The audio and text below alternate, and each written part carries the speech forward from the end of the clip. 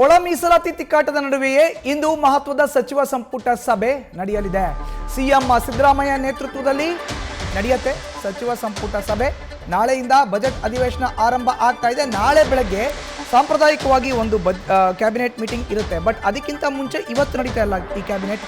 ಬಹಳ ಮಹತ್ವದ್ದು. ಕಾರಣ ಏನಂತ ಹೇಳಿದ್ರೆ ಒಳ ಮೀಸಲಾತಿ ಜಾರಿ ಗೊಂದಲ ಪರಿಹಾರಕ್ಕೆ ಇವತ್ತಿನ ಸಭೆಯಲ್ಲಿ ಸಮಾಲೋಚಿಸಲಾಗುತ್ತೆ. ಸಭೆಯಲ್ಲಿ ಎಡ ಬಲ ನಾಯಕರ ಮಧ್ಯೆ ನಡೆಯಲಿದೆ ಜೋರು ಚರ್ಚೆ.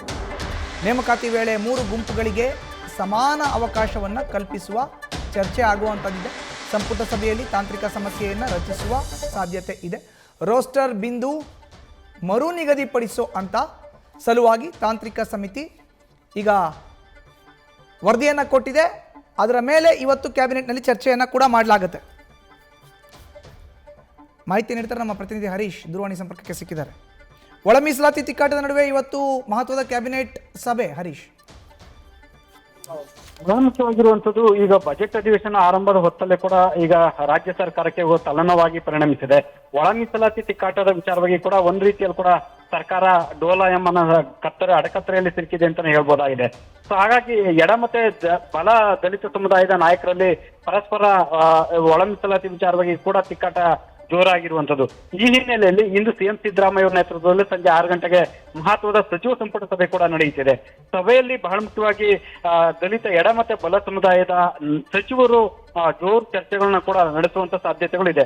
ಆದ್ರೆ ಅದೆಲ್ಲಕ್ಕಿಂತಲೂ ಸಿಎಂ ಸಿದ್ದರಾಮಯ್ಯ ಅವರು ಈ ಒಂದು ಸಮಸ್ಯೆಗೆ ಪರಿಹಾರ ಕಂಡುಕೊಳ್ಳುವಂತ ನಿಟ್ಟಿನಲ್ಲಿ ಯಾವ ತೀರ್ಮಾನವನ್ನು ಕೈಗೊಳ್ತಾರೆ ಅನ್ನುವಂತ ಕುತೂಹಲ ಕೂಡ ಇರುವಂತದ್ದು. ಇತ್ತೀಚೆಗಷ್ಟೇ ಧಾರವಾಡದಲ್ಲಿ ಕೂಡ ಯುವಕರು ಕೂಡ ಆಕಾಂಕ್ಷಿಗಳು ಜೋರು ಪ್ರತಿಭಟನೆಗಳು ಕೂಡ ನಡೆಸಿದ್ರು. ಸೊ ನೇಮಕಾತಿ ಪ್ರಕ್ರಿಯೆಗಳು ನಡೆಸಬೇಕು ಅನ್ನುವಂತ ಅಥವಾ ಅದರ ಪರಿಣಾಮವಾಗಿ ಕೂಡ ಈಗ ದಲಿತ ಸಮುದಾಯದಲ್ಲಿ ಕೂಡ ಒಂದು ನೇಮಕಾತಿ ಪ್ರಕ್ರಿಯೆ ಚುರುಕುಗೊಳಿಸಬೇಕು ಅನ್ನುವಂತ ನಿಟ್ಟಿನಲ್ಲಿ ಇತ್ತೀಚೆಗಷ್ಟೇ ನಡೆದ ಸಚಿವ ಸಂಪುಟ ಸಭೆಯಲ್ಲಿ ತೀರ್ಮಾನವನ್ನು ಕೂಡ ಕೈಗೊಳ್ಳಲಾಗಿತ್ತು. ಆದ್ರೆ ಮೀಸಲು ವಿಚಾರಕ್ಕೆ ಸಂಬಂಧಪಟ್ಟಂಗೆ ಈಗ ತಿಕ್ಕಾಟ ಎಡೆ ಮಾಡಿಕೊಟ್ಟಿರುವಂತ ಕಾರಣಕ್ಕಾಗಿ ಸೊ ಯಾವ ತೀರ್ಮಾನವನ್ನು ಮಾಡಬೇಕು ಅನ್ನುವಂಥದ್ದು ಕೂಡ ಈಗ ತಲೆನೋವಾಗಿ ಪರಿಣಮಿಸಿದೆ. ಸೊ ಎಸ್ಟಿ ಮೀಸಲಾತಿಯನ್ನು 15ರಿಂದ 17ಕ್ಕಿತ್ತು. ಎಸ್ಟಿ ಮೀಸಲಾತಿ ಕೂಡ 3ರಿಂದ 7ಕ್ಕೆ ಹೆಚ್ಚಿಸುವ ನಿರ್ಧಾರಕ್ಕೆ ಈಗಾಗಲೇ ಹೈಕೋರ್ಟ್ ತಡೆಯಾಜ್ಞೆ ನೀಡಿದೆ. ಸೊ ಇದೇ ಕಾರಣಕ್ಕೆ ಈಗ ಗೊಂದಲಕ್ಕೆ ಎಡೆ ಮಾಡಿಕೊಟ್ಟಿರುವಂತದ್ದು. ಸೊ ಈ ಹಿನ್ನೆಲೆಯಲ್ಲಿ ರೋಸ್ಟರ್ ಬಿಂದು ಮರು ನಿಗದಿಪಡಿಸುವ ಸಲುವಾಗಿ ಒಂದು ತಾಂತ್ರಿಕ ಸಮಿತಿಯನ್ನ ರಚನೆ ಮಾಡುವಂತ ಸಾಧ್ಯತೆ ಇದೆ ಅನ್ನುವಂತ ಮಾತುಗಳು ಕೂಡ ಕೇಳಿ ಬರ್ತಾ ಇರುವಂತದ್ದು. ಹಾಗಾಗಿ ಈ ಒಂದು ಸಮಿತಿ ರಚನೆ ಮಾಡಿದ್ದೆ ಆದಲ್ಲಿ ಸಹಜವಾಗಿ ಕೂಡ ಒಂದು ಯಥಾಸ್ಥಿತಿಯಲ್ಲಿ ಕೂಡ ನೇಮಕ ಪ್ರಕ್ರಿಯೆ ಮಾಡ್ತಾರ ಅನ್ನುವಂತ ಕುತೂಹಲ ಇರುವಂತದ್ದು. ಮಧುಸೂದನ್, ಧನ್ಯವಾದ ಹರೀಶ್ ನಿಮ್ಮ ಮಾಹಿತಿಗೆ. ನ್ಯೂಸ್ ಫಸ್ಟ್ ನಿರ್ಭೀತಿಯಿಂದ ನಿಮ್ಮ ಪರವಾಗಿ.